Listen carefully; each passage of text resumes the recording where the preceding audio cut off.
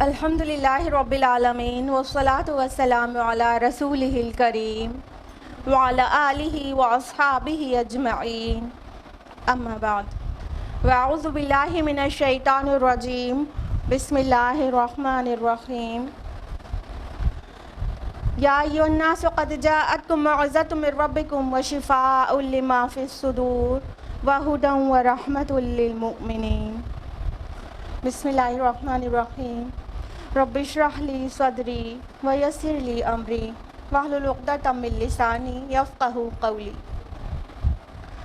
میری عزیزی سامعات، درس قرآن مجید میں آپ سب کا تہہ دل سے خیر مقدم ہے۔ السلام علیکم ورحمۃ اللہ وبرکاتہ۔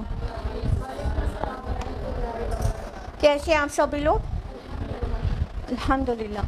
اللہ تعالیٰ کرے کہ آپ اچھے رہیں، خوشحال رہیں۔ اللہ تعالیٰ کرے کہ آپ دن دگنی رات چوگنی ترقی کریں۔ اللہ پاک آپ کی حفاظت کرے، آپ کی صحت کی، آپ کے ایمان کی، اور اللہ پاک صراط مستقیم پر آپ کو چلاتے ہوئے جنت کا راستہ آپ کے لیے آسان کر دیں۔ آمین آمین، جزاک اللہ خیرہ۔ درس قرآن مجید میں کون سی سورہ چل رہی ہے؟ سورہ طٰہٰ۔ لاسٹ ویک ہم لوگوں نے سورہ طٰہٰ کی کتنی آیت تک کیا تھا تفصیل سے؟ 113 تک، رائٹ۔ اور آج ہم لوگ درس کریں گے، سنیں گے، جانیں گے 114 آنورڈس، ٹھیک ہے؟ لیکن آپ سبھی کو پتہ ہے، اس سے پہلے کہ باقاعدہ تفصیلات میں جائیں، ہم لوگ لاسٹ ویک کا ریویژن لیتے ہیں۔ اور لاسٹ ویک ہم لوگوں نے آیت نمبر 109 to 113 کیا تھا، جس کا کوئک ریویژن ہے۔ آیت نمبر 109 میں ہم لوگوں نے جانا تھا، اس دن کوئی شفاعت ہرگز مفید نہیں ہوگی مگر جس کے لیے رحمان نے اجازت دی ہو اور اس کے لیے اس نے بات پسند کی ہو۔ یہ تفصیل سے ہم نے بتایا تھا کہ شفاعت کا کیا کانسیپٹ ہے اسلامی اور قرآنی، اور شفاعت کس کے لیے مفید ہوگی اور کس کے لیے نہیں ہوگی، اور اللہ تعالیٰ جس کے لیے چاہے گا بس اسی کی شفاعت ہو پائے گی، اور کون کرے گا وہ بھی اللہ ڈیسائیڈ کرے گا، کس کے لیے کرے گا وہ بھی اللہ ڈیسائیڈ کرے گا، ٹھیک ہے؟ آیت نمبر 110 میں اللہ تعالیٰ نے فرمایا تھا کہ وہ جانتا ہے جو کچھ ان کے سامنے ہے اور جو کچھ ان کے پیچھے ہے، اور وہ احاطہ نہیں کر سکتے اس کے علم کا۔ یعنی شفاعت کے متعلق ہمیں اچھی طرح سے پتہ ہونا چاہیے کہ شفاعت کس کے سامنے کی جانی ہے، جو ظاہر اور باطن کو جاننے والا ہے۔ جیسے دنیا کی سفارشیں ہوتی ہیں کہ کوئی جا کے کسی بڑے حاکم سے کہہ دیتا ہے کہ ارے سر آپ نہیں جانتے، ہم اس کو جانتے ہیں، تو یہ تو اللہ تعالیٰ کے سامنے چلے گا نہیں نا۔ تو اللہ تعالیٰ نے واضح کر دیا کہ وہ تو سب کچھ جانتا ہے، چھپا اور کھلا اور ظاہر اور باطن سب کچھ جانتا ہے، تو اس کے سامنے یہ امید کرنا کہ کوئی بدکار اور زانی کی شفاعت کو ہو جائے گی اور کوئی اس کا پیر اس کو بخشوا لے گا، یہ بالکل سینس لیس بات ہے۔ آیت نمبر 111 میں ہم لوگوں نے جانا تھا کہ اور سب کے چہرے جھکے ہوئے ہوں گے اس ہستی کے حضور جو الحی القیوم ہے، اور یقیناً خائب و خاسر ہوا وہ جس نے ظلم کا بوجھ اٹھایا۔ ہم نے آپ کو بتایا تھا کہ الحی القیوم اللہ کے اسم اعظم بھی ہو سکتا ہے، یہ جس کے حوالے سے دعا کرو تو قبول ہوتی ہے۔ اور ظلم کا بوجھ اٹھایا جب کہا گیا تو کیا مطلب ہوا؟ اور سب سے بڑا ظلم کیا ہے؟ شرک، اور باقی گناہ بھی ظلم ہے۔ آیت نمبر 112 میں ہے کہ اور جس کسی نے نیک اعمال کیے ہوں گے اور وہ مومن ہوگا تو اسے نہ کسی بے انصافی کا اندیشہ ہوگا اور نہ کسی زیادتی کا۔ یعنی ایمان کے ساتھ اعمال صالحات دونوں ضروری ہے اگرچہ سالویشن پانی ہے، یعنی اگر نجات چاہیے تو دونوں چیز ہونا چاہیے۔ ایمان بغیر اعمال صالحات کیسا ہے؟ شجر بنا ثمر کے، ٹھیک ہے؟ آیت نمبر 113 میں ہے اور اسی طرح ہم نے نازل کیا ہے اس کلام کو عربی زبان کا بنا کر اور پھیر پھیر کر بیان کی ہے ہم نے اس میں تمام وعیدیں۔ تو واضح کر دیا گیا کہ اللہ تعالیٰ نے قرآن مجید کو کس لیے نازل کیا ہے اور ایک ہی چیز کو بار بار ریپیٹ کیوں کیا گیا ہے. ہم نے آپ سے بتایا تھا لاسٹ ویک کہ ریپیٹیشن سے انسان کا ہیمر اینڈ ڈاؤن ہو جاتا ہے. آگے واضح کر دیا شاید کہ وہ تقوی اختیار کریں یا تو پھر وہ پیدا کریں ان کے دل میں کچھ یاد دہانی, یعنی ریمائنڈرز آر آلویز بینیفیشیل. یہیں تک ہوا تھا لاسٹ ویک. اب ہم لوگ آیت نمبر 114 آنورڈس تفصیل سے جانیں گے. تیار؟ نہیں تیار؟ تیار ہے, اسی لیے تو آئے ہیں. چلیے آیت نمبر 114 ہے. اعوذ باللہ من الشیطان الرجیم, بسم اللہ الرحمن الرحیم. فتعالی اللہ الملک الحق, تو بہت بلند و بالا ہے اللہ بادشاہ حقیقی. وَلَا تَعْجَلْ بِالْقُرْآنِ مِنْ قَبْلِ أَنْ يُقْضَى إِلَيْكَ وَحْيُهُ, اور آپ جلدی نہ کیجئے اس قرآن کے ساتھ اس سے پہلے کہ آپ پر اس کی وحی مکمل ہو جائے. وَقُلْ رَبِّ زِدْنِي عِلْمًا, اور آپ کہتے رہیے اے میرے رب بڑھا دے مجھے علم میں. آیت نمبر 114 کا ریسیٹیشن along with ٹرانسلیشن تھا. اللہ تعالیٰ فرما رہے ہیں کہ وہ تو بہت بلند و بالا ہے جو بادشاہ حقیقی ہے, جو ایکچولی رولر ہے, دا سوورن رولر, وہ جس کے ہاتھ میں سب کچھ ہے. الملک, بادشاہ, دا کنگ آف کنگز. ہم لوگ نے سورہ طٰہٰ میں دیکھا کہ جس کا اکثر پورشن موسیٰ علیہ السلام اور فرعون اور ان کی قوم کے متعلق تھا. ٹھیک ہے, تو وہاں پر کون کنگ بنا بیٹھا ہے؟ فرعون. اس کے کنٹراسٹ میں اللہ تعالیٰ نے واضح کر دیا کہ بادشاہ حقیقی تو اللہ تعالیٰ ہے. یہ فرعون یہ ایسا بادشاہ تھا جس نے خدائی کا دعویٰ کیا تھا, یعنی کہ وہ چاہتا تھا کہ جو کچھ بھی اس کی رعایا میں ہو سب اس کی مرضی سے ہو, اور تو اس کا فیتھ بھی لوگ اس کا والا ہی مانے, جو وہ چاہتا ہے عقیدہ وہ سب اسی کو مانے. اور وہ اپنے کو بادشاہ ہی نہیں بلکہ اپنے کو خدا رب ہونے کا منوانا چاہتا تھا, اور کہتا تھا کیا میں نہیں ہوں تمہارا سب سے بڑا رب؟ انا ربکم الاعلی. تو اللہ تعالیٰ نے فرمایا کہ نہیں, اعلیٰ تو اللہ تعالیٰ ہے اور الملک اللہ تعالیٰ ہے, بادشاہت اس کی ہے. جو بادشاہ ہوتا ہے تو کیا ہوتا ہے کہ ہر چیز اس کے تصرف میں ہوتی ہے, یعنی اس پاور اس کے ہاتھ میں ہوتا ہے, وہ جو چاہے وہ کرے. تو ساری دنیا بلکہ پوری کائنات کا پاور اللہ سبحانہ و تعالیٰ کے ہاتھ میں ہے. اللہ تعالیٰ کی عظمت اور اس کی بادشاہی کا جو ایک تصور ہے اس کو آپ اس طرح سے سمجھیے. دیکھیے ہماری ارتھ ہے جس کو ہم دنیا کہتے ہیں, ایکچولی بہت چھوٹی سی ہے سورج کے سامنے. ٹھیک ہے, سورج اس سے بہت بڑا ہے. سورج کیا ہے؟ ملکی وے گیلیکسی کا صرف ایک سٹار ہے, صرف ایک سٹار. اور اس کے علاوہ بلینز آف سٹارز ملکی وے گیلیکسی میں ہی موجود ہیں. ٹھیک ہے, تو اب یہ ارتھ ہے, اس سے بہت بڑا سورج ہے, اور بہت سارے سٹارز جو کہ سورج سے بھی بہت زیادہ برائٹ اور بہت زیادہ بڑے بھی ہیں, بہت سارے سٹارز. ٹھیک ہے, بلینز آف سٹارز. یہ تو صرف ملکی وے گیلیکسی میں ہیں, اور کتنی گیلیکسیز ڈسکور ہو چکی ہیں. اب کائنات کی وسعت کے بارے میں بتا رہے ہیں آپ کو. سب سے امپورٹنٹلی آپ یہ جان لیجئے کہ جو اپنا سٹار ہے سورج, اس کے جو پڑوس میں جو سٹار ہے, جو بغل میں, جیسے ہمارے گھر کے پڑوس میں سب سے نزدیک کسی کا گھر ہوتا ہے تو اس کو پڑوسی کہتے ہیں نا. تو جو پڑوسی سٹار ہے, نیبر سٹار ہے ہمارے سن یا ارتھ کا, پروکسیما سینٹوری, وہ 4.2 لائٹ ایئرز دور ہے. اب لائٹ ایئرز کی ڈسٹینس پتہ نہیں آپ سے امیجن بھی ہوگی کہ نہیں, یعنی 1 لائٹ ایئر کا مطلب ہوتا ہے کہ وہ ڈسٹینس جہاں پر لائٹ جہاں سے چلے تو وہاں تک پہنچنے میں 1 سال لگ جائے, اس کو لائٹ ایئر کہتے ہیں. کیونکہ کلومیٹرز اور مائلز یہ سب بالکل چھوٹے پڑ جاتے ہیں جب بہت بڑی ڈسٹینس ناپنی ہوتی ہے, تو لائٹ ایئرز میں ناپی جاتی ہے ڈسٹینس. ٹھیک, تو اتنا بغل والا سٹار اتنی دور ہے, یعنی رات میں اگر آپ اپنے آنگن میں لیٹ کے, اب آنگن گھروں میں بہت کم ہوتی ہے نا, اب تو کوئی دکھتا ہی نہیں ہے گھر میں, گھر کے اندر آنگن ہو, ہاں, تو اگر ابھی بھی آپ کے گھر میں آنگن ہو اور کہیں سے اس کا سامنا نہیں پڑتا ہو, آپ لیٹ کے کسی تارے کو دیکھ رہی ہیں, بہت سارے تارے رہتے ہیں, اس میں سمجھ لیجیے جو سب سے قریبی تارا ہے اس کو جب آپ دیکھ رہی ہوں گی تو وہ اس کی روشنی, جس وقت آپ جس مومنٹ اسے دیکھ رہی ہیں وہ اس کی روشنی چلی تھی 4 سال سے بھی زیادہ پہلے, تب آپ آج دیکھ رہی تھی ایسا, ٹھیک ہے. تو یہ ہوا بغل والا سٹار. پھر بہت سارے بلینز آف سٹارز ملکی وے گیلیکسی میں, پھر بہت ساری گیلیکسیز, اور بہت ساری گیلیکسیز ڈسکور ہو چکی ہیں, اور ابھی بھی ایسٹرونومرز کیا کہتے ہیں کہ ہم اسپیس کا بہت تھوڑا حصہ ہی ٹیلیسکوپ کے ذریعے دیکھ پاتے ہیں اور اکثر حصہ نہیں دیکھ پاتے. کہنے کا مطلب سائنٹسٹ گھٹنے ٹیک چکے ہیں کہ اسپیس کا بھی بہت بڑا حصہ ہم ڈسکور نہیں کر پائے ہیں.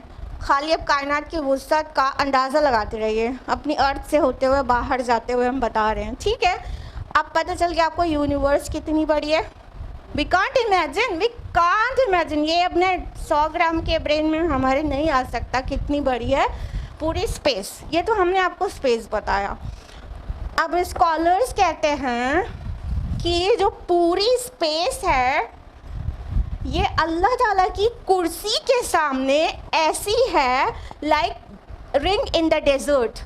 ایک پورے صحرا میں ایک فنگر رنگ پڑی ہو یا ایک کوائن پڑا ہو تو پورے صحرا میں اس کی ویلیو کیا ہوگی, اس کو ڈھونڈنا کتنا مشکل ہوگا, یعنی وہ کتنا چھوٹا سا ہوگا.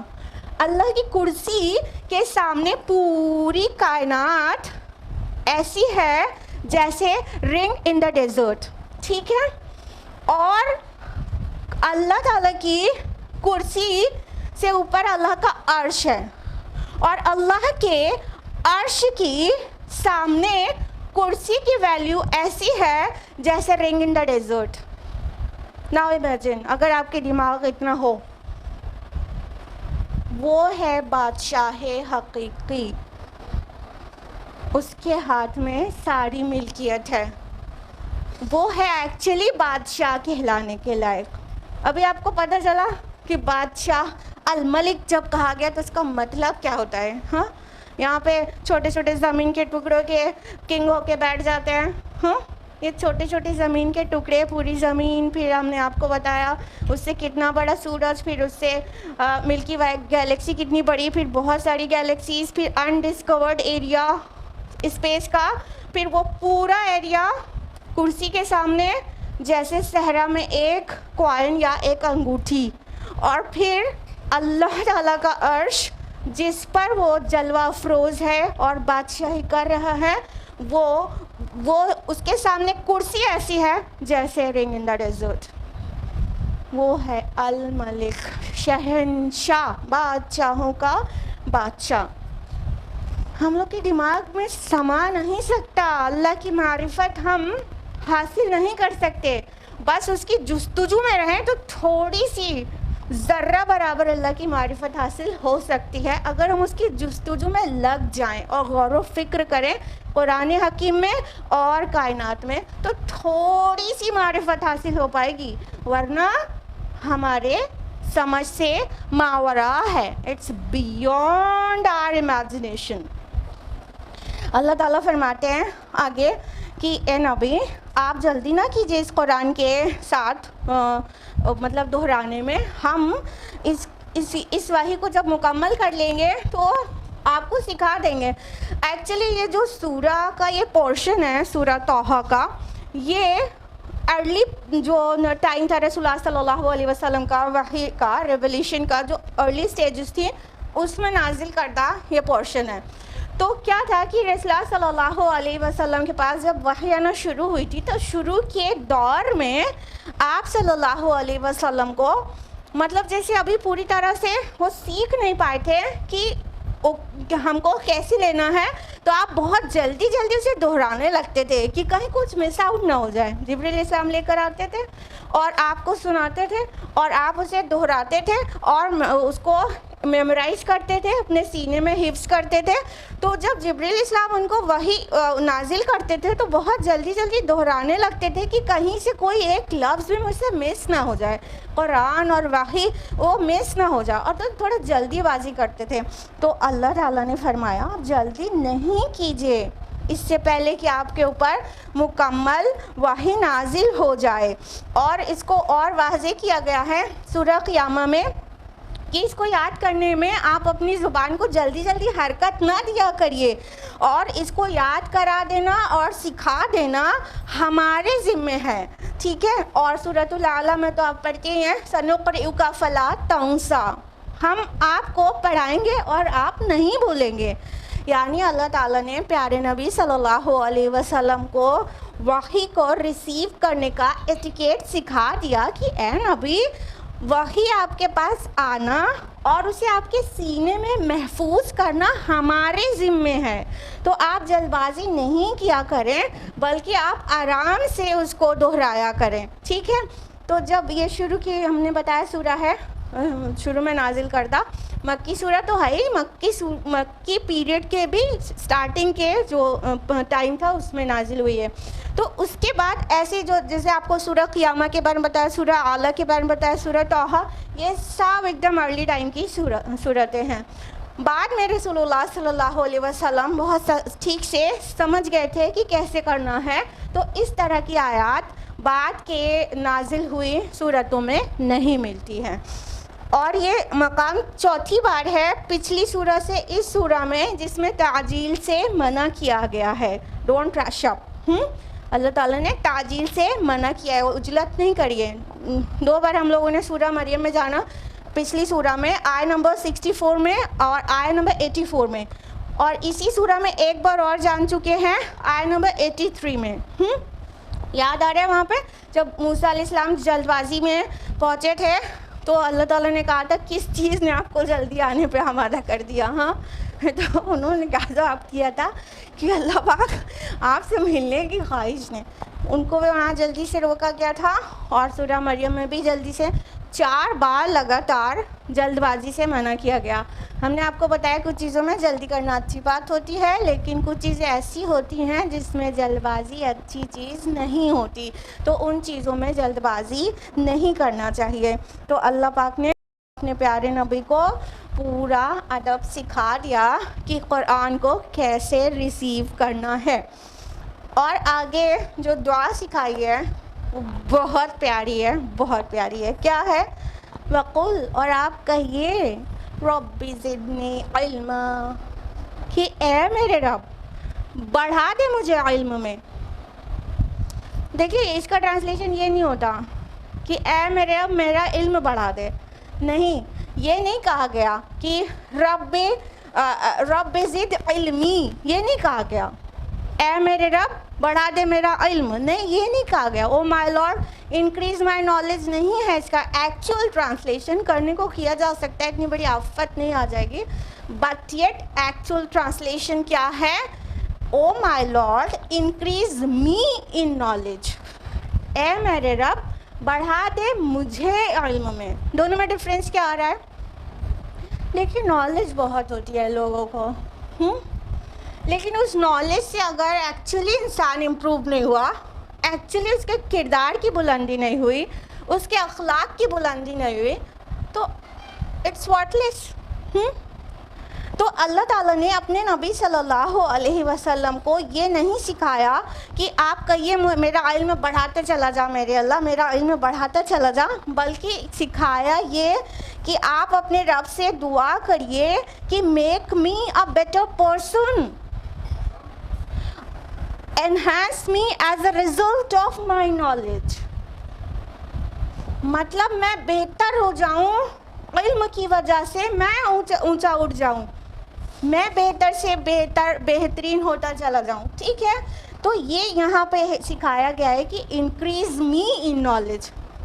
तो जब हम लोग दुआ करते हैं रब्बी ज़िदनी इल्मा, ए रब बढ़ा दे मुझे इल्म में, तो एक्चुअल दुआ ये है, अगर हम एहसास करके करें कि ए रब जो इल्म आप मुझे देंगे ना बढ़ा के, اس سے میرے کردار و اخلاق اور اطوار کی بلندی کیجیے گا، مجھے بڑھائیے گا، مجھے انہانس کریے گا، اور وہ علم میرے لیے باعث تکبر نہ بچ جائے، ایروگنس نہ پیدا ہو جائے۔ دیکھتے ہیں آپ لوگ کہ علم ہونے کے بعد بہت سارے فائدے ہیں، لیکن ایک نقصان بھی آتا ہے اس کا، اور وہ یہ کہ جس کے پاس زیادہ علم ہو جاتا ہے وہ انسان ایروگنٹ بھی ہو جاتا ہے کہ مجھے تو بہت آتا ہے۔ تو شیطان کو مطلب کوئی تو راستہ چاہیے نا اپنا کام دکھانے کے لیے، تو علم والے کے اس کو کے اوپر شیطان اپنا جو داؤں پیچ ہے وہ اسی طرح چلا سکتا ہے کہ بس وہ یہ سکھا سکتا ہے ارے آپ کو اتنا آتا ہے، تو وہ تکبر میں پڑھ کے اسے نقصان میں پہنچا دے، کیونکہ جس کو علم ہوتا ہے اس کو شیطان جلدی سے نہیں بہکا سکتا ہے۔ اللہ کے نبی صلی اللہ علیہ وسلم کی حدیث ہے، ایک فقیہ پر، ایک عابد پر ایک فقیہ کو ایسی فوقیت حاصل ہے جیسے کہ مجھ کو تم میں سے سب سے ادنا شخص پر۔ سبحان اللہ، اتنا ڈفرینس ہے۔ ایک علم والا انسان سمجھ بھی ہے جس کے پاس، فقیہ ورڈ آیا ہے رائٹ، اور یہ فقیہ وہ فقہ پڑھنے والا فقیہ نہیں، the one who has wisdom، ٹھیک ہے، سمجھ ہو جس کے اندر، حکمت ہو۔ تو اتنا ڈفرینس ہے ایک علم والے اور بغیر علم والے کے۔ اللہ تعالیٰ نے قرآن حکیم میں کہا ہے سورہ مجادلہ سورہ نمبر 58 آیہ نمبر 11 میں، یرفع اللہ الذین آمنوا منکم والذین اوتوا العلم درجات، کہ تم میں سے جو لوگ ایمان لائے اور جنہیں علم سے نوازا گیا، اللہ تعالیٰ ان کے درجات بلند کرے گا۔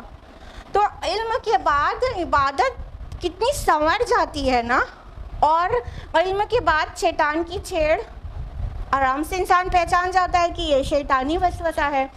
تو فرمایا سورہ الزمر سورہ نمبر 39 آیہ نمبر 6 میں، هل يستوي الذين يعلمون والذين لا يعلمون، کیا جن کو علم ہے وہ اور علم نہ رکھنے والے دونوں برابر ہوتے ہیں؟ کہیں بہت ڈفرینس ہوتا ہے ایکچولی علم والے اور نہیں علم والے میں۔ لیکن شیطان کو یہی ہے کہ اب علم تو ہو گیا، اب اس کو جس راستے سے بہکاؤں گا وہ پہچان جائے گا کہ یہ شیطانی ہے، وسوسہ ہے۔ ہاں، تو اب ایک راستہ بچ جاتا ہے پھر کہ اسے یہ سکھایا جائے کہ ارے آپ تو بہت بڑے عالم ہیں، ارے آپ کو تو سب آتا ہے، ارے آپ کی نالج، تو یہ راستہ کھلا رہ جاتا ہے۔ تو اللہ تعالیٰ نے اپنے پیارے نبی کو جو سکھایا اور ان کی وساطت سے ہم تک پہنچ گیا وہ کیا ہے؟ اے اللہ بڑھا مجھے علم میں، یعنی علم بڑھے تو میں بڑھوں، علم بڑھے تو میں تکبر کھا کے نیچے نہ گر جاؤں۔ اور آپ کو پتہ ہے بہت سارے نبیوں اور رسولوں کی دعائیں قرآن مجید میں اللہ تعالیٰ نے درج کی ہیں، لیکن اپنے پیارے نبی، آخری نبی محمد رسول اللہ صلی اللہ علیہ وسلم کو سکھائی جو اللہ پاک نے دعا، وہ صرف یہی والی ہے۔ کبھی نوٹس میں لیا آپ لوگوں نے یہ بات کو کہ آپ کو پتہ ہوگا موسیٰ علیہ السلام کی دعا اسی سورہ میں کون سی والی؟ رب اشرح لی صدری ویسر لی امری، اور آپ کو پتہ ہوگا سلیمان علیہ السلام کی دعا کون سی والی؟ نہ یہ ابراہیم علیہ السلام کی ہے، وہ ان کی ربی اوزعنی ان اشکر نعمتک التی انعمت علی۔ بہت سارے رسولوں کی بہت ساری دعاؤں کو اللہ تعالیٰ نے قرآن میں جگہ دی، غیر رسول کی بھی دعاؤں کو جگہ دی، سبحان اللہ۔ لیکن اپنے آخری رسول کے متعلق جو دعا قرآن میں مذکور ہے کہ آپ یہ مانگیے، وہ یہ ہے علم کے متعلق اور علم کے ساتھ ہونے والی گروتھ کے متعلق۔ تو اللہ تعالیٰ نے سکھایا علم میں اور علم سے بڑھنے کے لیے دعا مانگے، نہ کہ دولت۔ یہ نہیں سکھایا نا ہمارے رب نے کہ اے نبی آپ مانگے کہ اے رب مجھے بڑھا دے دولت میں، یہ بھی نہیں کہا نا کہ اے رب مجھے بڑھا دے شہرت میں، میرا نام ہو، میری اپنی پہچان ہو۔ لائک کچھ لوگ ایسے ہوتے ہیں نا کہ بس چاہتے ہیں میری اپنی پہچان ہو، ان کا مقصد زندگی یہی ہوتا ہے۔ اور بہت افسوس کے ساتھ کہہ رہے ہیں، بہت زیادہ افسوس کے ساتھ، یاد کرنے کا بھی من نہیں کرتا ہے۔ ایک ٹائم تھا ہم بھی ایسے سوچتے تھے، کسی نے ہم بٹس آف کمپیوٹر میں ورک کرتے تھے، آئی واز کمپیوٹر ٹیکنوکریٹ، تو کوئی آیا ہوا تھا تو میرا انٹرویو لے رہا تھا, تو ہم سے پوچھا تھا کہ مطلب آپ کیا چاہتی ہیں, کیا بننا چاہتی ہیں. تو ہم نے کہا ہم اپنی پہچان بنانا چاہتے ہیں. کہیں آپ ہیں تو بٹس آف میں, ہم نے کہا یہ تو میرے ہسبینڈ نے کیا ہے. یہ بٹس آف نام پورا میرے ہسبینڈ کی محنت کا وہ ہے, ثمر ہے, ہمارا تو نہیں. ہم تو ان کو صرف سپورٹ کرتے ہیں. ہم اپنی پہچان خود بنانا چاہتے ہیں. ابھی شرم کے ساتھ ہم آپ کو بتا رہے ہیں, ایسے سوچتے تھے, اور بہت لوگ آج بھی ایسے ہی سوچتے ہیں, مجھے اپنی پہچان خود بنانی ہے. تو ہمارے رب نے یہ نہیں سکھایا اپنے پیارے نبی, آخری نبی کو, جس سے وہ سب سے زیادہ محبت کرتا ہے, ہم سے اور آپ سے بھی کرتا ہے, بٹ اس کا جو سب سے بڑا محبوب ہے وہ محمد رسول اللہ صلی اللہ علیہ وسلم ہے. ان کو یہ نہیں سکھایا کہ آپ یہ دعا کریے کہ میری اون آئیڈینٹیفیکیشن ہو دنیا میں, بنا سکھائے, بنا دعا مانگے. وہ آلریڈی ہو گیا. جو نام پوری دنیا میں سب سے زیادہ رکھا جاتا ہے وہ ہے محمد صلی اللہ علیہ وسلم. پوری دنیا میں سب سے زیادہ رکھا جانے والا نام ہے محمد. کچھ چیزیں ہوتی ہیں وہ بنا مانگے مل جاتی ہیں. آپ بس اپنے رب کو پلیز کریں, اور اللہ تعالیٰ کو آپ آخرت کے متعلق دعائیں کریں. اس کے ساتھ دنیا لگے لگے آپ کے ساتھ آپ کو مل جائے گی. دنیا کا اپنا وہ حصہ جو آپ کے لیے لکھ دیا گیا ہے وہ آپ کو برت کر ہی مرنا ہے, کوئی اور چھین نہیں سکتا. اللہ پاک چاہتا ہے آپ کو نام اور شہرت دے تو وہ مل کے رہے گی آپ کو. اللہ پاک چاہتا ہے کہ آپ کو دولت دے, آپ کے حصے میں یعنی آپ کی تقدیر میں دولت لکھی ہے تو وہ آپ برت کے ہی مریں گے, ایسے نہیں مر جائیں گے. مگر اپنا ٹارگیٹ یہ حقیر چیزوں کو نہیں بنانا ہے, اونچی چیزوں کو بنانا ہے, اعلیٰ چیزوں کو. علم اور علم کے ساتھ ہونے والی گروتھ, اور یہ کون سی گروتھ کی بات ہو رہی ہے؟ معرفت الہی بھی اس میں ہے. جب انسان کو صحیح علم ہوتا ہے تو اللہ کی معرفت حاصل ہوتی ہے. جب اللہ کی معرفت حاصل ہوتی ہے تو وہ اتنا ہمبل ہو جاتا ہے, اس کے اندر ہیوملٹی آ جاتی ہے, ہمبلنس آ جاتی ہے. یہ ہے گروتھ. بڑھا مجھے علم آنے کے بعد میں بڑھوں, اس ٹائپ کا گروتھ ہو کہ میں بالکل جھک جاؤں. آپ نے دیکھا ہی ہے کہ درخت پر اس کی شاخوں پر جب پھل نہیں لگا رہتا تو تنی رہتی ہے, اور جب اس شاخوں پر پھل لگ جاتا ہے تو جھک جاتی ہے. ایسے ہوتا ہے انسان بھی. اس کے پاس جب ایسے اپنے آپ کو بے وقوف بنانے بھر کا علم رہتا ہے تب اکڑا رہتا ہے. جب سچ مچ کا علم آ جاتا ہے تو ہمبل ہو جاتا ہے.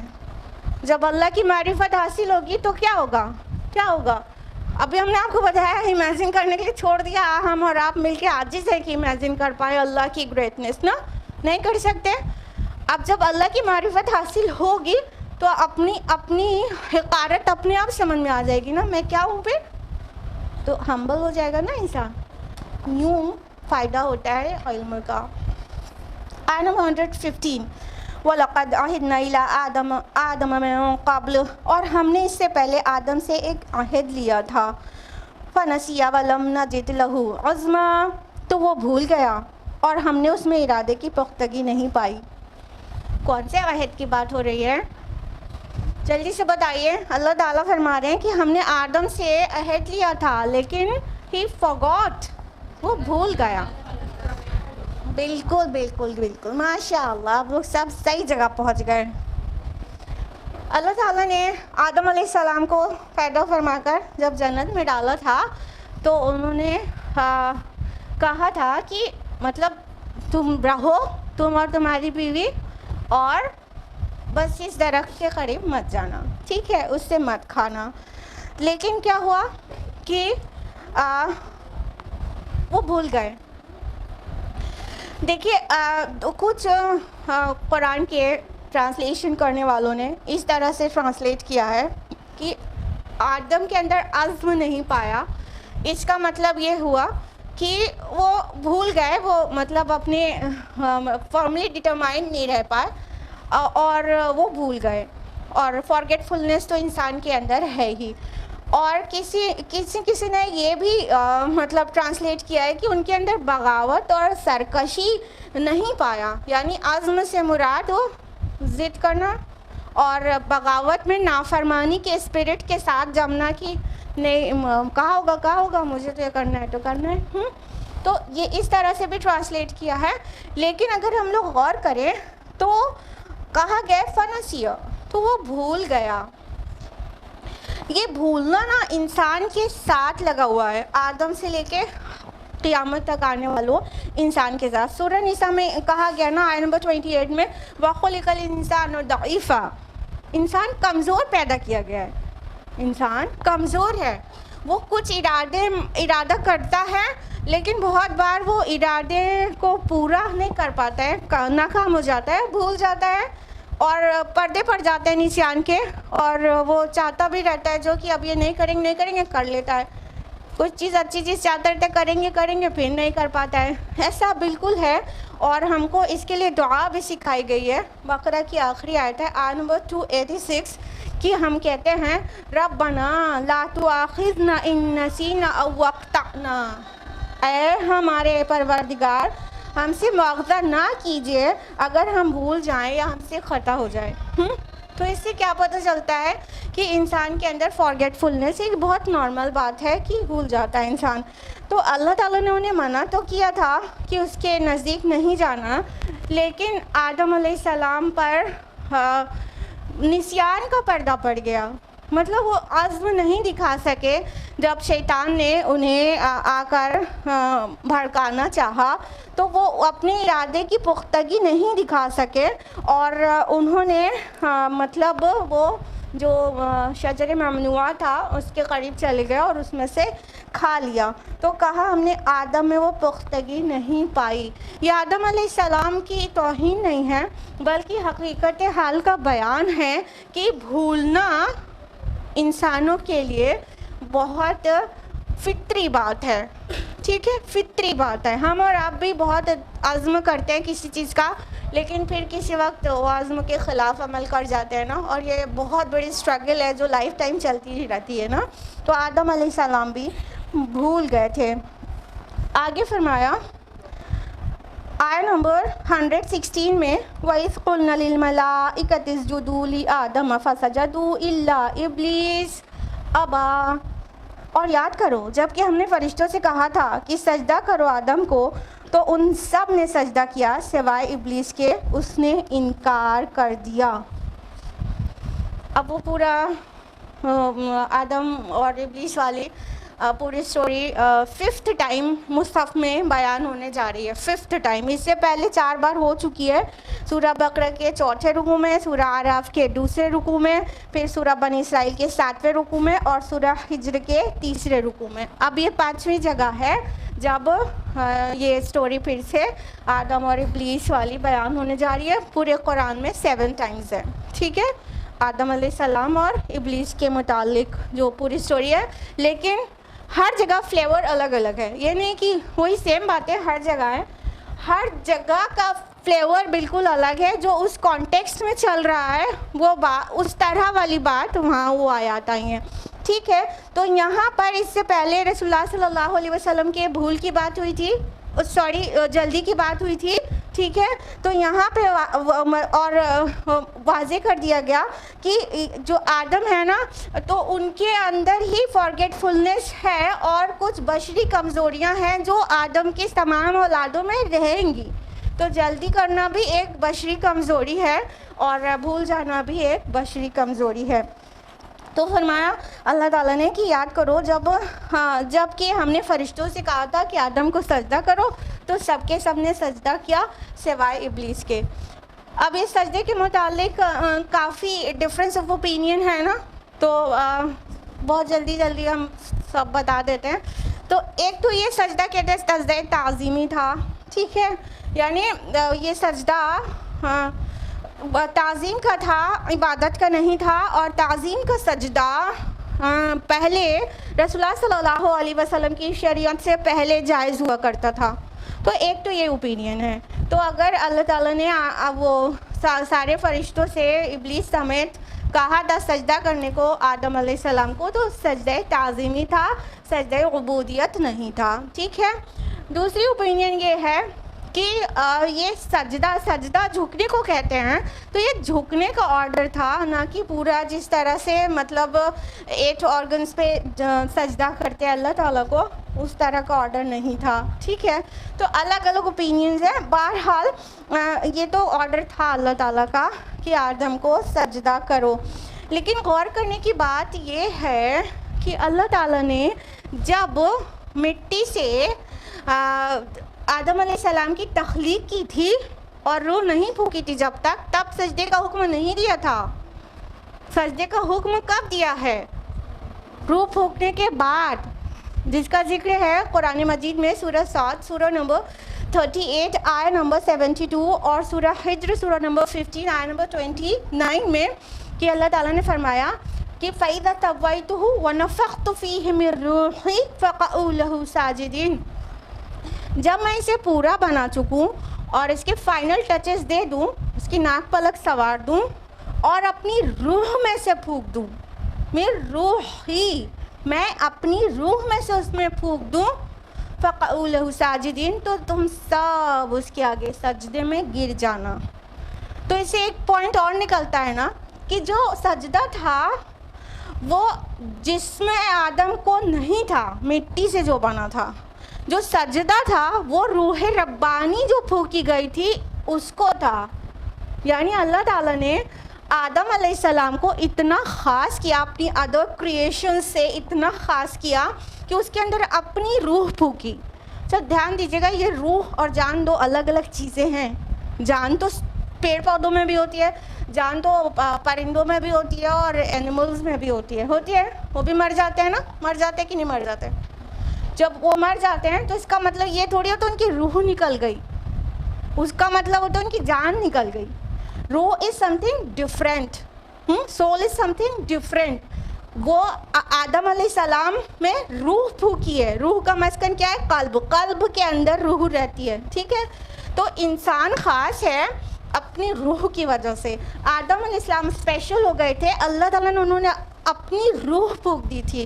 تو یہ جو سجدہ تھا وہ روح کو سجدہ تھا، نہ کہ خاکی بدن کو سجدہ تھا. ٹھیک ہے، واضح ہے نا دو جگہ پہ کہ جب میں اپنی روح پھونک دوں تب تم سجدے میں گر جانا. تو فرمایا کہ سب کو حکم دیا گیا تھا کہ سجدے میں گر جائیں اور سب نے سجدہ کیا. اس کی آگے والی جو آیت ابھی ہم نے آپ کو آیت بتائی سورہ حجر اور سورہ صاد کی، اس کے آگے والی آیت میں یہ بھی ہے کہ فَسَجَدَ الْمَلَائِكَةُ كُلُّهُمْ أَجْمَعُونَ، کہ پھر کل کے کل فرشتوں نے سجدہ کیا. کل یعنی وہاں جبریل بھی تھے، میکائیل بھی تھے، اسرافیل بھی تھے، سب تھے. کوئی یہ نہ سوچے کہ جبریل تو فرشتوں کے سردار نہیں بھی ہوں گے، نہیں، کل کے کل فرشتوں نے آدم علیہ السلام کو سجدہ کیا تھا. لیکن کیا ہوا؟ الا ابلیس، سوائے ابلیس کے. یہ غلط فہمی نہیں ہونا چاہیے کہ ہر جگہ ابلیس کا نام فرشتوں کے ساتھ آتا ہے، that means he was also an angel. نہیں، سورہ کہف کی آیت نمبر 50 میں واضح کر دیا گیا ہے کہ اور ابلیس نے سجدہ نہیں کیا اور وہ جنوں میں سے تھا. It has been cleared. ٹھیک، وہ جنوں میں سے تھا. تو کیا تغلیب کا جو قاعدہ ہوتا ہے عربی زبان میں، اس میں ہوتا ہے کہ جو میجورٹی ہوتی ہے اس میں کوئی اور بھی داخل ہو جائے تو اسی میجورٹی والا وہ گرامر لگتی ہے. ٹھیک ہے، جیسے بہت سارے مرد ہوں گے اور اس میں 2 عورتیں بھی ہوں گی، تو جینڈر جو ہوگا وہ میسکلن جینڈر ہی یوز ہوگا. پھر 2 عورتوں کی وجہ سے وہ فیمنن جینڈر نہیں آئے گا. ٹھیک ہے، تو یہاں پر کہا سب نے سجدہ کیا، تو ان سارے فرشتوں نے سجدہ کیا اور ابلیس جنوں میں سے تھا، لیکن سارے میں اس کو الگ سے نہیں دکھایا گیا اور واضح کر دیا گیا سورہ کہف سورہ نمبر 18 آیت نمبر 50 میں کہ وہ جنوں میں سے تھا. ٹھیک ہے، تو اس نے سجدہ نہیں کیا. اس نے سجدہ کیوں نہیں کیا تھا؟ ایگزیکٹلی، اس کو تکبر لاحق ہو گیا تھا. سورہ اعراف سورہ نمبر 7 آیت نمبر 12 اور سورہ صاد سورہ نمبر 38 آیت نمبر 76 میں یہ اس کا جواب ہے جو اس سے واضح ہوتا ہے کہ وہ اس کے اندر تکبر تھا. اس نے کہا انا خیر منہ، میں اس سے بہتر ہوں، خلقتنی من نار و خلقتہ من طین، کہ آپ نے مجھے آگ سے پیدا کیا ہے اور اس کو مٹی سے بنایا ہے. سجدہ نہ کرنے کی کیا وجہ تھی؟ میں تھوڑا اس سے سپر ہوں, میں تو آگ سے بنا ہوا ہوں اور یہ مٹی سے بنا ہوا ہے, تو میں اسے سجدہ کیوں کروں؟ یہ کیا ہے؟ ایروگینس ہے جو اس نے اپنے دل کے اندر چھپایا ہوا تھا. آیت نمبر 117 ہے فَقُلْنَا يَا آدَمُ إِنَّ هَذَا عَدُوٌّ لَكَ وَلِزَوْجِكَ فَلَا يُخْرِجَنَّكُمَا مِنَ الْجَنَّةِ فَتَشْقَىٰ. تو ہم نے کہا اے آدم یقیناً یہ دشمن ہے تمہارا بھی اور تمہاری بیوی کا بھی, تو دیکھو یہ تم دونوں کو کہیں جنت سے نہ نکلوا دے کہ تم پھر مشقت میں پڑ جاؤ. تو جب ابلیس نے کہا تھا کہ میں بہتر ہوں, انا خیر من, میں اس سے بہتر ہوں, تو آدم علیہ السلام وہیں موجود تھے, حوا وہیں موجود تھیں, ان کو پتہ چل گیا تھا کہ یہ دشمن ہے, لیکن اللہ تعالیٰ نے پھر سے تاکید کر دی کہ دیکھو آدم یہ تمہارا دشمن ہے اور تمہاری بیوی کا بھی دشمن ہے. اب دیکھیے ہیڈ آف دا فیملی کو ایڈریس کیا گیا ہے, ٹھیک ہے, آدم علیہ السلام کو ایڈریس کیا گیا ہے کہ تمہارا دشمن ہے, ایڈریس ہے آدم علیہ السلام سے, اور حوا کا ذکر ہے کہ اور تمہاری بیوی کا بھی دشمن ہے, ٹھیک ہے, اور کہیں تم کو جنت سے نہ نکلوا دے, کیونکہ اگر اللہ تعالیٰ کی نافرمانی ہونی تھی تو جنت سے نکلنا تھا. حالانکہ اس کا یہ مطلب نہیں ہے کہ وہ بطور سزا جنت سے نکال کے زمین پہ آدم علیہ السلام کو بھیجا گیا تھا. کسی اور موقع پہ ہم تفصیل سے بتائیں گے کہ وہ پورا کریشن جو پلان کیا تھا اللہ تعالیٰ نے, اپنا یونیورسل کریشن پلان کے تحت آدم علیہ السلام کو زمین پہ بھیجا گیا تھا, بطور پنشمنٹ نہیں بھیجا گیا تھا, اللہ تعالیٰ نے معاف کر دیا تھا. تو کیا کہا کہ اے آدم یہ تمہارا دشمن ہے, تو کہیں تم کو نکلوا نہ دے جنت سے, تم ہوشیار رہنا, اور اگر جنت سے نکلو گے تو مشقت میں پڑ جاؤ گے. من الجنتی فتشقا, مشقت میں پڑنا, جیسا کہ سورہ شروع ہوتی ہے نا, ما انزلنا علیک القرآن لتشقا, کہ ہم نے یہ قرآن اس لیے نازل نہیں کیا کہ آپ مشقت میں پڑ جائیں, مشکل میں, وہی ورڈ یوز ہوا ہے یہاں پر کہ پھر تم مشقت میں پڑ جاؤ گے. اب دیکھیں مشقت کون سی ہے, وہ آیت نمبر 118 اور 119 میں واضح کر دیا گیا ہے. ان لک الا تجوع فیہا ولا تعری, یقیناً اس میں نہ تو تمہیں بھوک ستاتی ہے اور نہ عریانی کا خدشہ ہے. وانک لا تظمأ فیہا ولا تضحی, اور یہ کہ نہ تمہیں اس میں پیاس پریشان کرتی ہے اور نہ دھوپ. یعنی کہ جنت میں جب رہ رہے تھے آدم و حوا علیہما السلام, تو وہاں غذا, پانی, لباس اور مسکن کا انتظام فری تھا. کہنے کا مطلب فری ان دا سینس کہ وہ ان کو مشقت کر کے کما کے حاصل نہیں کرنا پڑتا تھا, ٹھیک ہے. ابھی دنیا کا قانون جانتے ہیں نا کہ کچھ بھی ہم بنا محنت کرے حاصل نہیں کر سکتے. 2 وقت کی روٹی ہم کھا ہی نہیں سکتے جب تک ہمارے ہسبینڈ سے اتنی محنتیں نہ کریں, ہاں کہ نہیں؟ تو ہسبینڈ کی شکر گزاری کیوں نہیں کرتے؟ ہاں تو کر لیتے ہیں, اور شوہر کی ناشکری کرتے ہیں. ساری زندگی بیچارے باہر جا کے کماتے ہیں, تھوڑی طبیعت بھی خراب رہتی ہے پھر بھی کما کے لاتے ہیں, دیتے ہیں, اور ذرا سی کوئی کمی ہو جائے, ابھی اگر آپ کا لپ لائنر نہیں لے کر آئے, آپ سے تو کوئی امید ہی نہیں ہے مجھے, آپ نے تو میری کبھی سن کر ہی نہیں دی. یہ ہو گئی شوہر کی ناشکری. تو یہاں بڑی مشقت سے کھانا پینا, لباس ملتا ہے. تو کہہ دیا گیا کہ جو جنت میں رہتے ہو تو تمہیں سرکاری لباس ملا ہوا ہے اللہ تعالیٰ کی طرف سے, اور تمہیں کھانے کو ملتا ہے, نہ تمہیں بھوک پیاس ستاتی ہے, اور جو عریانی کا خدشہ والا تعری کہا گیا ہے, مطلب تمہیں سرکاری لباس ملا ہوا ہے فری میں نا, کچھ بھی تمہیں اس کے لیے نہ ہی سرچ آؤٹ کرنے کی ضرورت ہے اور نہ ہی اسٹرگل کر کے کمانے کی وہ لباس حاصل کرنے کے لیے. تو تم کو اتنی آسانی سے ملا ہوا ہے، اور نہ ہی تمہیں پیاس ستاتی ہے اور نہ ہی دھوپ. کہنے کا مطلب کہ تمہیں سارے مشروبات فری میں ملتے ہیں، اور نہ ہی تمہیں گرمی سردی سے بچانے کے لیے چھت ملی ہوئی ہے، تو وہاں پہ تمہیں گرمی سردی بھی نہیں لگتی. ٹھیک ہے، ہاں دھوپ سے یہ مراد لیا گیا ہے.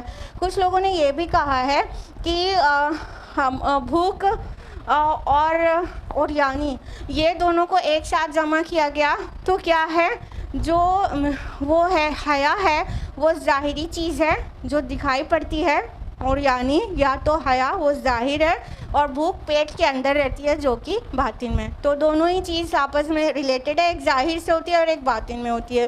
اور اسی طرح پیاس اور دھوپ کو کہا گیا ہے، تو پیاس اندر لگتی ہے جو دکھ نہیں رہی ہوتی ہے، اور دھوپ یعنی گرمی باہر سے لگ رہی ہوتی ہے تو وہ ظاہری چیز ہے جو کہ باہر ہوتی ہے. تو اس طرح سے بھی ریلیٹ کیا ہے کچھ اسکالرز نے، کچھ مفسرین نے. اور مولانا مودودی صاحب کی اوپینین یہ ہے کہ اس کا مطلب یہ ہوا ہے کہ نہ ہی تمہیں غذا، پانی، لباس اور مسکن تمہارے گھر کے لیے تگ و دو کرنے کی ضرورت نہیں ہے، تمہیں آرام سے ملا ہوا ہے. اس لیے اب جنت میں رہنا اور اب شیطان سے بچ کے رہنا، ہوشیار رہنا، یہ کھلا ہوا دشمن ہے تمہارا. واضح بھی ہو گیا تھا کہ دشمن ہے، اس کو خلیش آدم علیہ السلام سے سامنے ہی اس نے کہہ دیا تھا، باوجود اس کے اللہ تعالیٰ نے تاکید کر دی. اب یہاں دیکھیے مکی سورہ ہے، ٹھیک ہے، اور حجاب کا حکم کب نازل ہوا ہے؟ مکہ میں کہ مدینہ میں؟ مدینہ میں. کون سی صورتوں میں حجاب کے احکام ہیں؟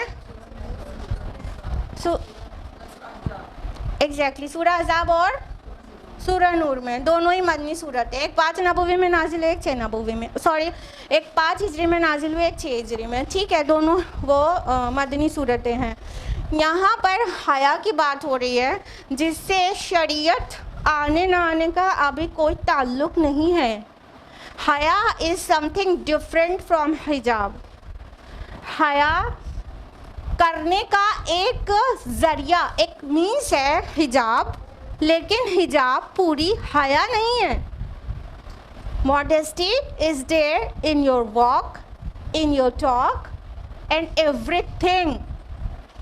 How you see, how you talk, یہ ساری چیزوں میں modesty ہوتی ہے. اور ان ساری چیزوں کو کیسے سوچتے ہیں آپ، کیسے چلتے ہیں، کیسے بولتے ہیں، ہاں کیسے اٹھتے بیٹھتے ہیں، کیسے آپ دوسروں سے انٹریکٹ ہوتے ہیں، حیا ان سب کو گھیرے میں لیے ہوئی ہے. حجاب تو بس حیا کا ایک مینس ہے، ایک مینس کی کور کرتا ہے. ٹھیک ہے، تو covering is not actually modesty, modesty کا ایک پارٹ ہے. ٹھیک، یہاں ماڈسٹی کی بات ہو رہی ہے جس سے مکی سورہ ہونے، مدنی سورہ ہونے، شریعت آنے نہیں آنے کا کوئی تعلق نہیں ہے. یہ فطرت میں ہے، انسان کے اندر یہ ہے کہ وہ مطلب حیا کو پسند کرے اور وہ بے حیائی کو ڈس لائک کرے. جب انسان بے حیائی کرتا ہے اس کا مطلب ہوتا ہے اس نے اپنی فطرت کو دبایا اور مسخ کر دیا. پھر وہ حیا کا جو ایک مینس ہے لباس، وہ چھوٹا ہوتا چلا جاتا ہے. کہاں تک جاتا ہے آپ کو پتہ ہے، وہ ایک دھاگا بھی نہیں بچے ایسا بھی ہے.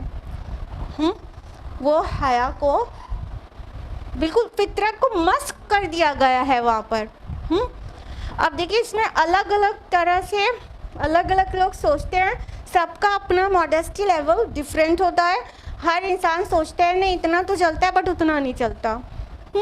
تو آپ کو یہ دیکھنا ہوگا کہ آپ کا رب کتنا چاہتا ہے کہ آپ کے ساتھ چلے. ٹھیک ہے، آپ کوئی اگر مان لیجیے ملکہ شراوت ہے تو وہ کہے گی کہ میں پہنتی تو ہوں کچھ، یہ پورن آرٹسٹ ہیں وہ لوگ تو کچھ بھی نہیں، اتنا چلتا ہے اتنا نہیں چلتا. وہ یہی تو بولے گی، ہاں کہ نہیں؟ ہاں، نئی ہیروئنس کا نام نہیں جانتے اس لیے ملکہ شراوت کا نام لینا مجبوری ہے. ابھی غالباً اس سے بھی زیادہ بے حیا لوگ آ چکے ہیں تو I don't know their names. تو اب اس سے نیچے آئیں گے تو جو جینس ٹاپ کوئی پہنے گا تو وہ کہے گا اتنا تو ضروری ہے، ملکہ شراوت والا نہیں چلے گا. اب جینس ٹاپ سے جو اور ادھر آئے گا وہ تھوڑا لوز شلوار سوٹ پہنے گا بٹ ہیڈ نہیں کور ہوگا اور نیک نہیں کور ہوگی، کہے گا اتنا تو ٹھیک ہے بٹ یہ جینس ٹاپ بہت بیہودہ ہے، اتنا تو نہیں چلے گا۔ پھر کوئی ہوگا ہیڈ کور کرے گا، کہے گا اتنا تو ٹھیک ہے مگر بغیر ہیڈ کور کرے نہیں چلے گا۔ پھر کوئی ہوگا جو پورا حجاب شرعی حجاب کرے گا اور کہے گا کہ نہیں اتنا بھی ضروری ہے، خالی ہیڈ کور کر کے نہیں چلے گا۔ اب بتائیے سب کا ماڈesty لیول الگ الگ ہوتا ہے، دین ہو ول ڈیسائڈ کتنا چلے گا کتنا نہیں چلے گا؟ Let me know who will decide,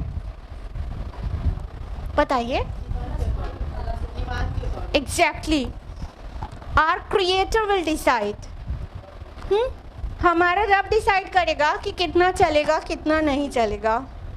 اور ہمارا رب نے جو حجاب کے حیا کا جو ایک مینس ہے اس کے جو احکام نازل کیے ہیں وہ کیا ہے کہ ایک وومن کی پوری باڈی کورڈ ہونا چاہیے except the face and palm, اتنا ہاتھ اور اتنا چہرہ چھوڑ کے، یہ سطر کے باہر ہے، باقی پورا ہی کورڈ ہونا چاہیے۔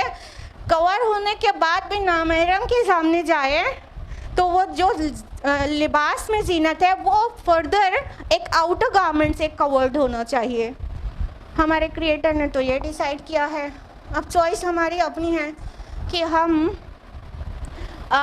کٹرینہ کیف کے جتنا مطمئن ہو جاتے ہیں کہ اس کا کیا نام ہے، سنی لیونی، وہاں پہ مطمئن ہوتے ہیں، یا خالی سلوار سوٹ میں مطمئن ہو جاتے ہیں کہ اتنا تو ٹھیک ہے۔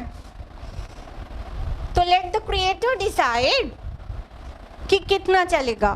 ہاں ہم اور آپ کے تو سب کا ماڈesty لیول الگ الگ ہے، سب اپنے اپنے طرح سے چلائے چلے گئے، لیکن ڈیسائیڈ کرنے دیجیے آپ کے خالق کو، کیونکہ وہ جانتا ہے کہ کتنے میں فائدہ ہے اور کتنے میں یہ میری مخلوق صنف نازک ڈیلیکیٹ جینڈر کو رسک ہے۔ وہ چاہتا ہے نا ہم کو پروٹیکٹڈ رکھنا، تو اس نے ڈیسائیڈ کیا ہے کہ entire body should be covered except the face and hands outside the rest. Finish, بات ختم ہو گئی، کوئی جھگڑا نہیں ہے اب، نہ ہی سنی لیونی سے جھگڑا ہے نہ ہی کسی اس سے، سب کا اپنا اپنا سوچ ہے، اس کے حساب سے چلیں گے تو ہم کہیں بھی جا کر اسٹاپ ہو جائیں گے، کہیں گے اتنا تو ٹھیک ہے، لیکن رب کی مانیں گے تو بالکل ایک بات سب پر لاگو ہو جائے گی بہت آرام سے۔ فرمایا گیا کہ ماڈesty کے لیے سب سے پہلے کہہ دیا گیا، ابھی شریعت کہاں، آدم علیہ السلام کو شریعت دی گئی تھی، ماڈesty کے بارے میں وہاں کہا گیا تھا لباس ماڈسٹ رہنا ہے نا، تم یہاں پہ ماڈesty تمہاری سیف گارڈ ہوتی ہے۔ فوسوس الیہ الشیطان، تو وسوسہ ڈالا اس کے ذہن میں شیطان نے، قال یا آدم هل ادلک علی شجرۃ الخلد وملک لا یبلی، اس نے کہا اے آدم کیا میں بتاؤں تجھے ہمیشہ رہنے والے درخت اور ایسی بادشاہی کے بارے میں جو کبھی پرانی نہ ہو۔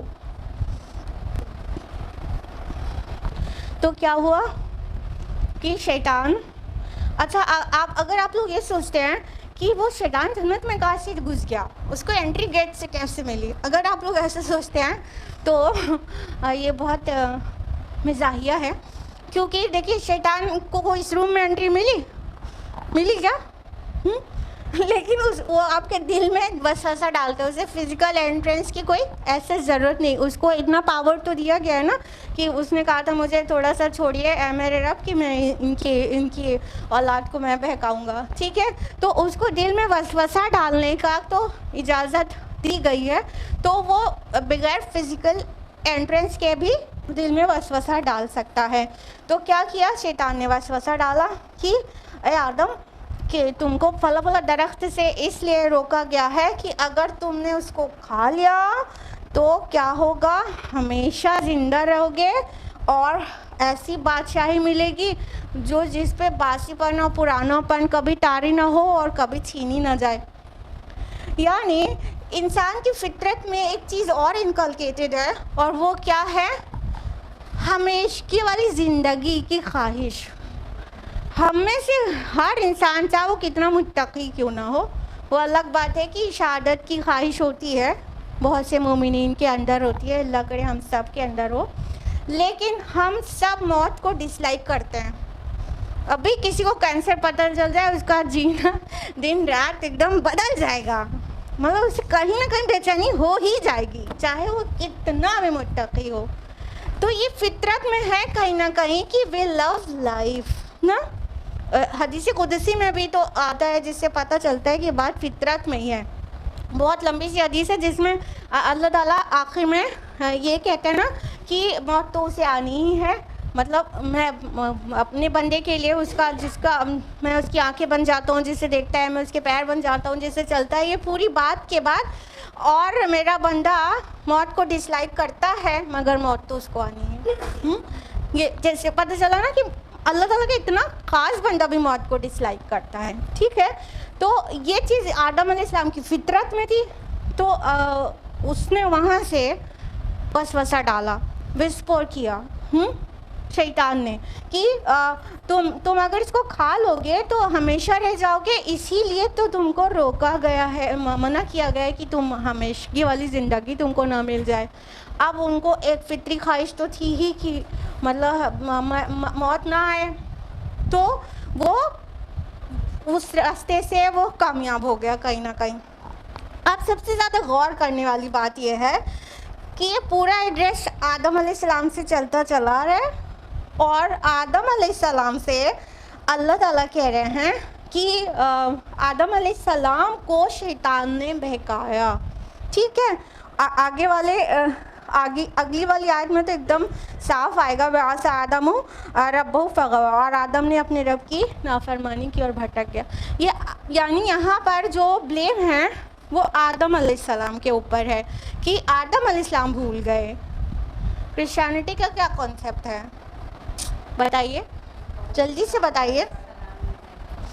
Exactly book of Genesis chapter number 3 کی اسٹارٹنگ سے پڑھیں گے نا, تو اس میں آپ کو ملے گا سرپنٹ آیا, وہ اسنیک سانپ, اس میں شیطان سانپ کی صورت میں آیا اور اس نے عورت کو بہکایا, اس کو پھل کھانے پہ آمادہ کیا, عورت بہک گئی, اس نے پھل کھا لیا, پھر اس نے اپنے شوہر کو لے جا کے کھلا دیا. اس طرح سے عورت کی وجہ سے آدم بہکے اور ساری انسانیت گناہ میں پیدا ہوئی ہے, کیونکہ اس عورت نے, سب کی ماں نے گناہ کیا تھا. اتنا ہی نہیں, اس کو جو پنشمنٹ ملی ہے, سرپنٹ کو کیا پنشمنٹ ملی ہے, book of Genesis chapter number 3 verse number 14, you will crawl on your belly and you will eat dust.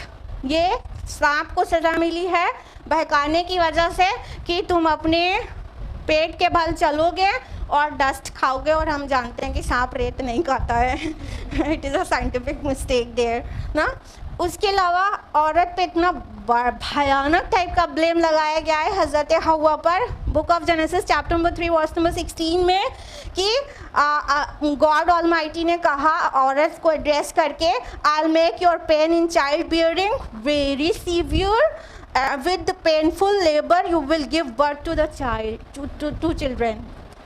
میں تیرا, کیونکہ تم نے یہ گناہ کیا کہ مطلب مرد کو بہکا دیا اور پھل کھایا اور اپنے شوہر کو بھی بہکا دیا, تم گناہ کی جڑ تم ہو, تو خدا نے عورت کو بطور پنشمنٹ, بطور سزا لیبر پین دے دیا کہ تم جو تمہارے حمل تمہیں ٹھہرے گا تو بہت درد ہوگا, اور وہ درد کے ساتھ ہی تم بچے کو جنو گی, کیونکہ تم نے اتنا بڑا سن کیا.